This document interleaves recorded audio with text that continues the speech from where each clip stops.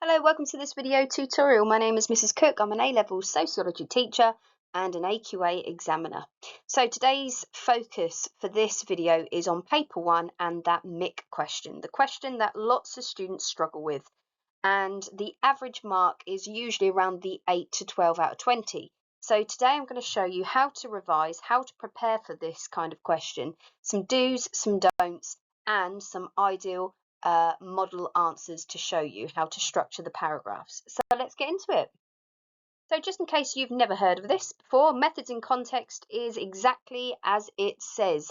It gives you a method and it tests you on your ability to apply a strength or weakness to a particular context. The context is always to do with education. So let's have a look at some past questions. So the question this year, 2025, the method that came up was the strengths and limitations of using structured interviews, and the context in education that came up was choices pupils make about their post-16 education or training. So there's always a method, there's always a context. The method will be one of the key methods you have learnt. So it will be one of the qualitative or quantitative methods, a primary or a secondary method. So it's really important that you are aware of all the methods. And of course, your educational context, it will be something that you would have discussed during learning about education, sociology of education. So in this context, they've given you choices pupils make about their post-16 education or training, and you would have discussed that when you looked at the role and purpose of education, vocational education, or the different options post-16. Now, here's another example. This is taken from the 2022, but don't quote me on that. And you will see that the method is the strengths and limitations of using non-participant observation. And the context this time in education is to investigate pupil behaviour in schools. Again, you would have talked about pupil behaviour in schools when you looked at interactions and relationships and processes and procedures in school. Things like setting, streaming, uniform, rule breaking, any interaction between teachers and pupils. Now, if you ever get stuck and you don't really understand the context, the item is your safety net, because what you find with these items is they give you a very small little section on the context and a very small section at the bottom about the method. So if you are unsure about what the method is or the context, read the item and it will give you a hint. And one last example, research method in this case is group interviews, and the context is subject choices made by pupils. So you can see that the item gives you a little bit of a section on the method and a little bit on the context of subject choices. So let's get into how to prepare for this. How on earth do we revise? What are some do's? What are some don'ts?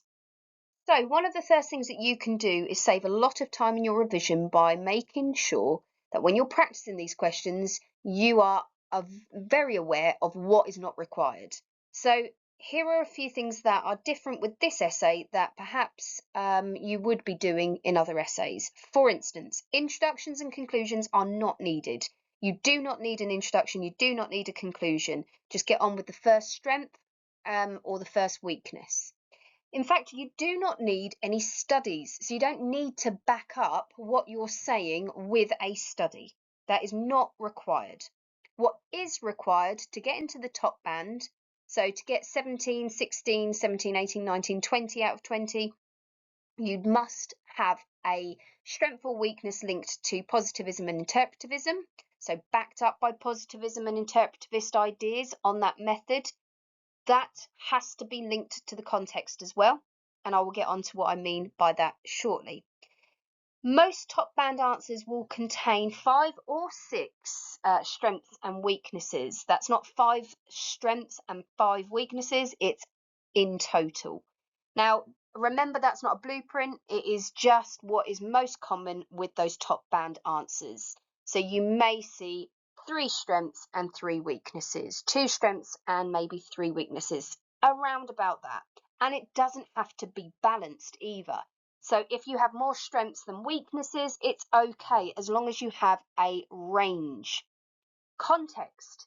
The educational context that they give you must be mentioned. If you don't mention it, you're not going to get very high up on the mark scheme, on the mark grade boundaries. Sorry.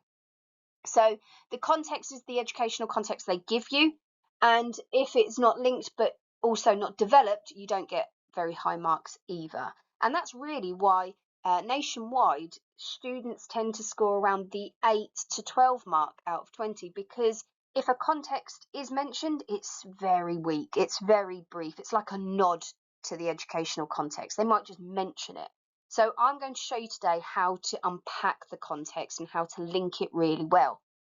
Concepts. They will be looking for concepts. To get into that top band, it has to be conceptually detailed. So using words related to methods like validity and reliability, and making sure they are correct and not confused or inaccurate and linked to the context is a must. And last but not least, top band answers for these mixed questions are just consistently accurate, consistently detailed, and consistently link the method strength or weakness to the context. Have a look at this year's methods in context question. We know that the method, because we've seen this already, is structured interviews. So it's really important that you highlight the method straight away when you're practicing these questions, because if you start talking about a different method, that is not going to get you very many marks. So only talk about structured interviews. Don't tell them an alternative method that would be better. Just stick to the strengths and weaknesses of the method they give you. And we have pupil choices about their post-16 education, and this is where people struggle. How do I link that to the strength or weakness of the method? Now, what you've got to first do is, when you get given a context, highlight it and then say to yourself, what is important to find out about? So what do I want to find out about post-16 educational training? What would sociologists find interesting about post-16 choices? And by doing that, you start to think of things to talk about and unpack that link directly to whether that method can find that out or not. How do I structure the answer and how do I revise and prep? So if we take that question again, that was on 2025, structured interviews, I would do lots of practice questions using this table. So I would use the method section at the top to write in different methods. So if we're practicing 2025, we'd put structured interview. And then I would do a table with strengths, context, and weakness. And I would simply start to think about strengths that are theoretical for the method that I'm practicing. So structured interviews, what are the strengths, what are the weaknesses? Well, positivists would say it's a strength. Why would they say structured interviews have strengths? Why would interpretivists say they have weaknesses? Can you think of any practical strengths, practical weaknesses of structured interviews? Ethical strengths and ethical weaknesses. Start to think of the method first. So build up a kind of mind map in your head, or using this kind of template as a table, you could use this and do this with your peers and get practicing thinking of those practical, ethical, and theoretical kind of strengths and weaknesses of very different methods. The more you practice, the better. But then start to think about what it is about the context that sociologists would be interested in finding out. So if the question, like 2025, was about post-16 choices, start to brainstorm, start to think about what is it that sociologists are interested. Post-16 choices, well, perhaps sociologists want to find out things like, is there a relationship between class, age, gender, and ethnicity and those choices? Who's most likely to want to get a job when they leave school as opposed to go to university? What are the most popular apprenticeships in the areas? Can I find out if different areas have different patterns and trends in who's most likely to want to go into vocational courses compared to STEM, etc., etc. So it might look like this. So as you can see here, I have filled in the table. So if we look at strengths, positivists would absolutely love structured interviews. Why? Because they value methods that allow you to see patterns and trends, allow you to gain social facts in a structured and a standardized way. And we know with structured interviews, they are standardized, they involve closed questions. So this is just a very brief plan. Now, if I link that then to the context, why would I have that as a strength? What patterns and trends and facts could I gain from investigating post 16 choices? What are the patterns I might be able to discover using that method?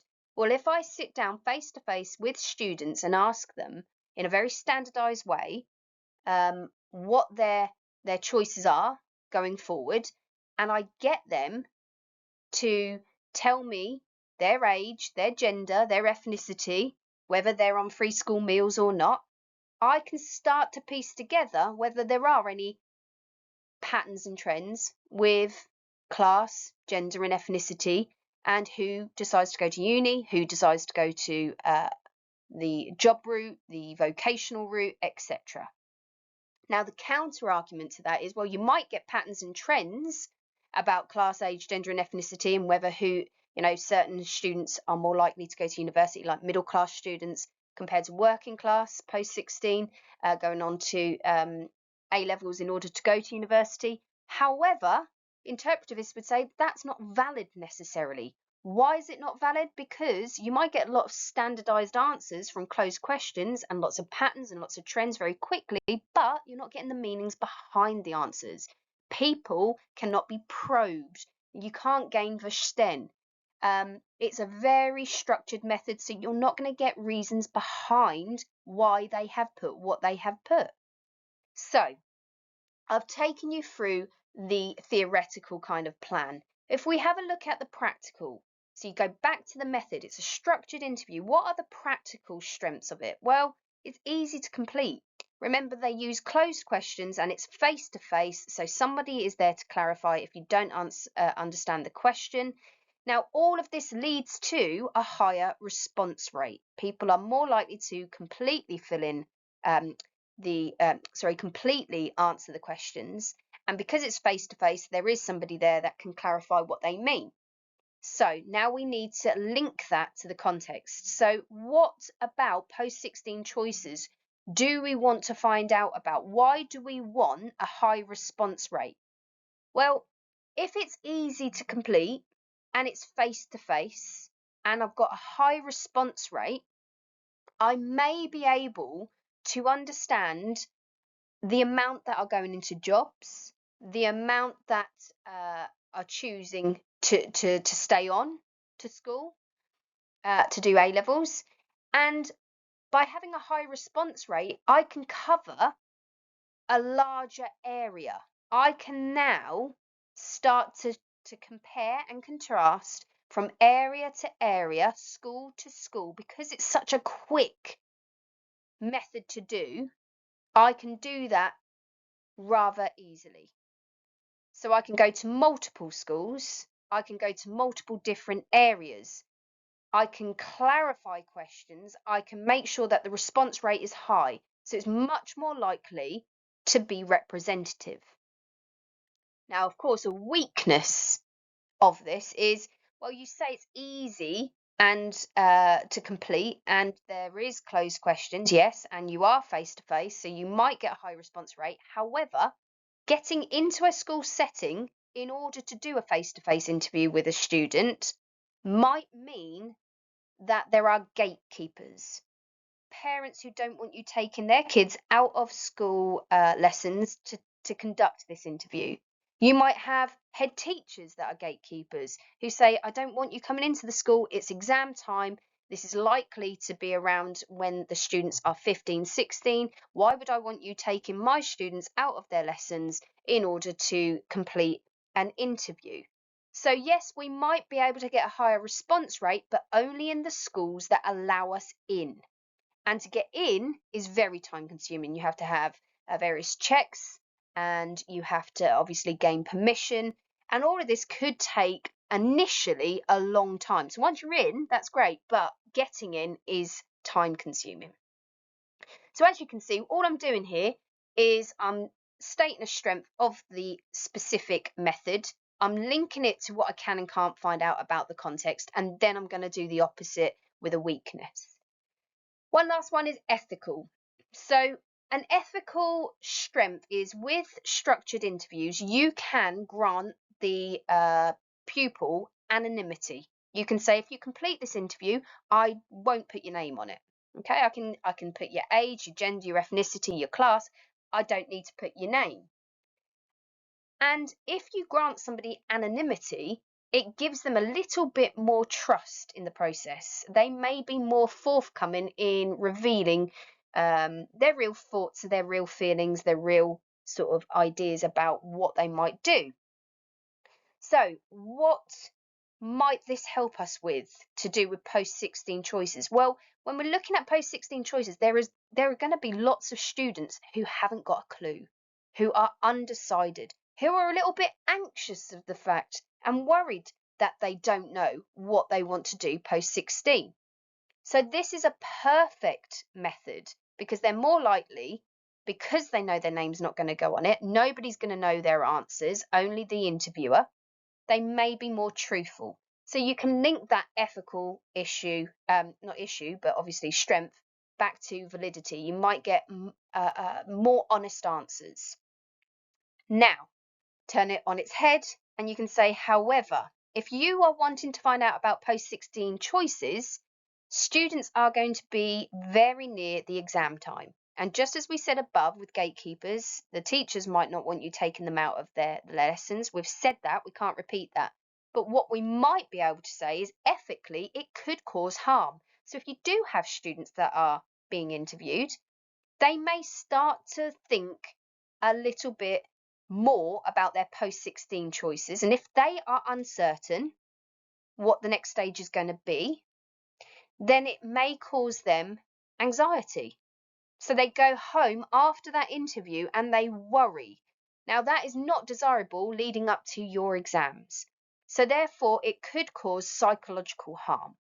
So that is what I would do. In terms of revision, I would compile as many of these practice tables as possible. I would get different methods, come up with different contexts, and just practice looking at strengths and weaknesses in this manner, making sure the strength is linked to the context. Don't just talk about the strength, don't just talk about the weakness, link them.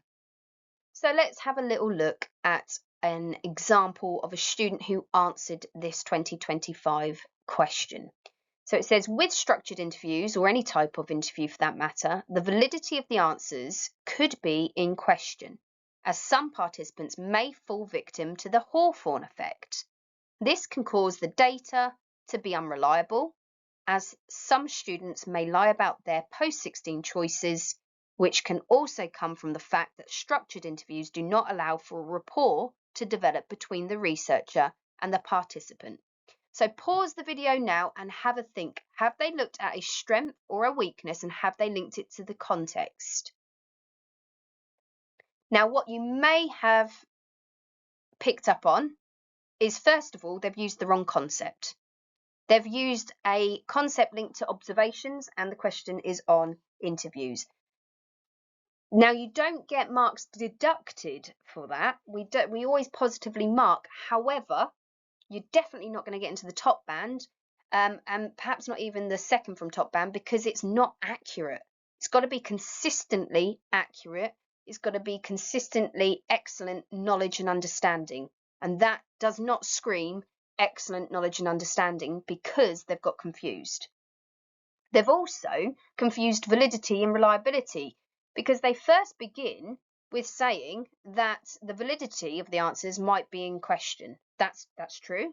But then they support this by saying the Hawthorne effect, which is the wrong concept, and then further support it with, this can cause the data to be unreliable, because some students may lie. Well, if students lie, it's not going to cause the data to be unreliable. It's going to be an issue of validity. So they are they're confusing validity, reliability, Hawthorne effect. It's all a little bit muddled. There is a nod, if you like, to the context that at least they've mentioned post-16 choices. They've mentioned that you might not get the answer that you, a full answer, because the rapport is going to be weak because you haven't got time to develop that. But it's not really been explained. Is the little nod to the context, but really no development. So what if a rapport hasn't been developed? Who would say that? They could have easily have put, interpretivists would say, you know, this is going to lead to a lack of validity. Rapport hasn't been developed. And therefore you might get some students. Well, who are the students going to be that don't necessarily trust the interviewer? Who are the ones that are not going to be very forthcoming, who may lie? Those are the things that the student doesn't talk about. So this is an example paragraph of what not really to do. Have a read of this. So pause the video now and see what you think about this answer. So this paragraph is very short and it says some other disadvantages may just be that structured interviews are time consuming and can be expensive, may take hours to get access to do these interviews, so it could not very practical as well. It could be not very practical as well. So first of all, it's very hard to read. Okay, so make sure if you have issues with your writing and your handwriting style that your centre is aware of that, because as an examiner myself, if I cannot read it, then you just mark what you can. So make sure it's nice and clear. Second of all, have they mentioned a strength or weakness? Structured interviews are time consuming and expensive. Well, strictly speaking, they're time consuming in order to get into and access, which they've mentioned, but time consuming to actually carry out, maybe not, because there's closed questions. So that's a bit vague. And they've said can be expensive, but they haven't told us why. And they haven't mentioned the context. This could be about anything. So, two practical issues are mentioned, not unpacked, very brief nod to access, but we don't know what access it is that they're talking about. They haven't said it's access to schools, classes, students. So it's left for us to unpack. Absolutely no context. Okay, I have saved the best for last. I would pause the video, I would screenshot this and print it out and use this as an example on how to do MIC well. So when you've read this, you will see that in the yellow I've highlighted just at the very beginning just a few examples of the concepts that they have used. So they've used quantitative data, cause-effect patterns and relationships, patterns of social facts. They've used theory, positivists, interpretivists, and all that blue is all the context that they've mentioned about post-16 education. The strength is that they are saying that when we're looking at post-16 education, it gives us lots of quantitative data. They tell us what quantitative data we can discover, patterns and relationships. They then give us examples of the patterns and relationships that we might want to find out about post-16 educational choices. So it says what type of pupils, age, ethnicity, gender, what they choose, what different types of future places, such as university, apprenticeships, voluntary work. And then they link it back to why this is a strength. Why do you want patterns? Why do we need to know about who's likely to go where? So patterns mean, if you're a positivist, that these become social facts. They can reveal relationships. We can start to see if there are certain characteristics and patterns and relationships with certain future choices. Bring in theory to back up why this is important. Positivists would favour this because we can make comparisons. We can even test hypotheses. So you can predict, do we think working class pupils are more likely to go to apprenticeships or university? You can hypothesize and then use this method to see whether or not what you thought was correct or incorrect. So it is taking quantitative data. This is the data I can find out. This is what I can find out about. And this is why I'd want to find out about it. Then they do the counter argument. So in contrast, interpretivists, so another theory, reject this. They don't want quantitative data because, yes, we get lots of real patterns and we get lots of relationships, but what we don't get is the hidden meanings, the reasons why pupils decide to make those certain choices. So the data doesn't tell us a lot. It tells us patterns, but not meanings behind the patterns. And they don't stop there. They give you an example of what meaning they can't ascertain. So they've said, for example, data from structured interviews may tell us that working class pupils are more likely to go to apprenticeships, post-16 education, but not the reason or the underlying reason for why. So for that reason, interpretivists would argue validity is compromised. Okay, so they're basically arguing the data lacks validity. Okay, so you're not getting a good understanding behind the patterns and trends. Therefore, positivists favour them because they can show cause and effect relationships and identify this idea that class could lead to higher rates of etc., etc., ethnic groups, genders, courses, that sort of thing. Interpretivists reject it because they lack validity. So you can see here why this gets the top band. It's only 2 paragraphs. This person did go on to do several other paragraphs, but it's a very good example of a theoretical way of analysing the method and linking it to the context. So the last thing I'm going to do is leave you with this that you can screenshot and use for when you're preparing for the MIC question. So know your PET, know your practical, ethical and theoretical for all the major methods. Try to think of the context that may come up. It will be something that you've learned during your education topic. So you can use this as a template. And on the next couple of slides, I'm going to share with you a matrix where you can use the matrix to come up with practice questions. Now you can make your own, but I've just come up with a few tables that you might want to use. So along the top, you've got the methods, and at the bottom, on the left-hand side, you've got examples of context that might come up. Some are vague, some are a bit more specific. So what you could do is just practice, go across and go down and see what you come up with.